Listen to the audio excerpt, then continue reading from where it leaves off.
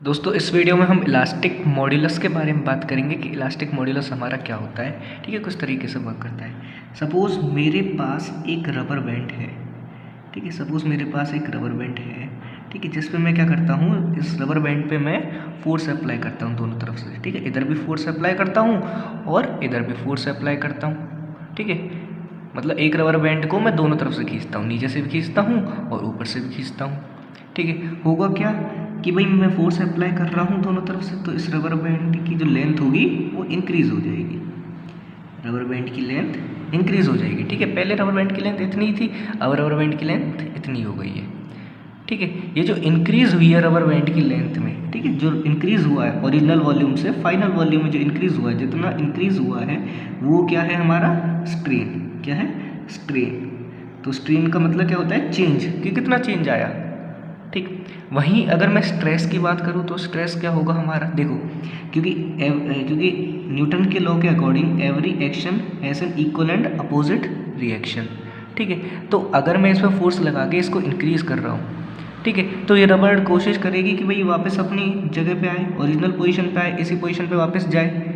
ठीक है, तो उसके लिए क्या होगा कि जो फोर्स लगाया है मैंने उसके लिए एक इक्वल अपोजिट फोर्स लग रहा होगा दोनों डायरेक्शन में।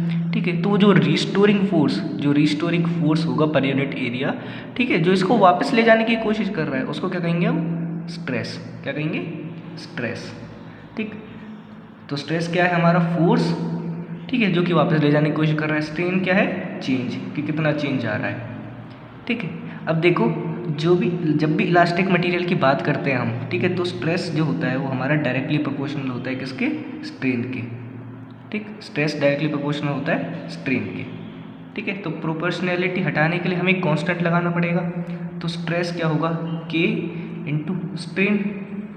ठीक है, वहीं स्ट्रेस अपॉन में स्ट्रेन इक्वल टू के। ये जो के है कांस्टेंट जो मैंने लगाया है, प्रोपोर्शनैलिटी कांस्टेंट मैंने लगाया है, इसी को ही क्या कहते हैं हम? Elastic modulus. क्या कहते हैं इसको?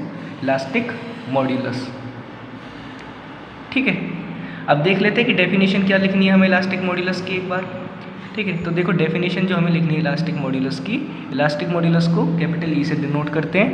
ठीक है, इलास्टिक मॉड्यूलस हमारी वो क्वांटिटी होती है that measure an object resistance to being deformed elastically. ठीक है, वो हमारी वैल्यू होती है जो कि ऑब्जेक्ट को रेजिस्ट करती है, ठीक है, डिफॉर्म्ड होने के लिए।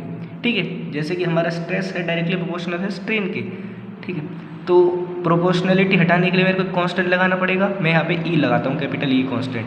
ठीक है, तो स्ट्रेस कितना होगा? ई, कैपिटल ई इंटू स्ट्रेन। ठीक है, ये जो कैपिटल ई है हमारा, ठीक है, यही हमारा इलास्टिक मॉड्यूलस है। ठीक है, यही हमारा इलास्टिक मॉड्यूलस है। स्ट्रेस को हम डिनोट करने के लिए सिग्मा से डिनोट करते हैं। ठीक है, और स्ट्रेन को हम पाई से डिनोट करते हैं। ठीक है, और ये कैपिटल ई से हम क्या करते हैं? इलास्टिक मॉड्यूलस को डिनोट।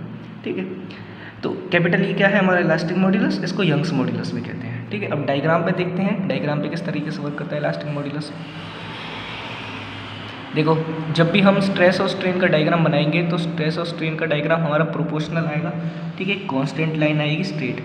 ठीक है, ये जो स्लोप होगी, ये जो कांस्टेंट लाइन होगी, यही हमारी क्या होगी? इलास्टिक मॉड्यूलस की लाइन होगी। क्या होगी? इलास्टिक मॉड्यूलस की लाइन। ठीक है, अब देखो, कोई भी ऑब्जेक्ट है वो केवल एक स्पेसिफिक पॉइंट तक ही इलास्टिक लिमिट शो करती है। ठीक है, तो जैसे एक ऑब्जेक्ट का इलास्टिक लिमिट यहाँ पे है, ठीक है, यहाँ तक ये इलास्टिक बिहेवियर शो करेगी। ठीक है, रबर बैंड वाले एग्जांपल जैसे लिया था हमने, तो रबर बैंड इस पॉइंट तक तो वापस चली जाएगी अपनी ओरिजिनल पोजीशन पे, लेकिन इसके बाद क्या होगा? इसके बाद वो प्लास्टिक डिफॉर्मेशन शो करेगी। इस पॉइंट के बाद अगर आप फोर्स लगाओगे तो प्लास्टिक डिफॉर्मेशन शो करेगी, यानी रबर बैंड अब वापस नहीं जाएगी अपनी ओरिजिनल पोजीशन पे। अब उसमें जो भी चेंज आएगा वो परमानेंट चेंज आएगा। ठीक है, तो ये थी बात हमारी इलास्टिक मॉड्यूलस की।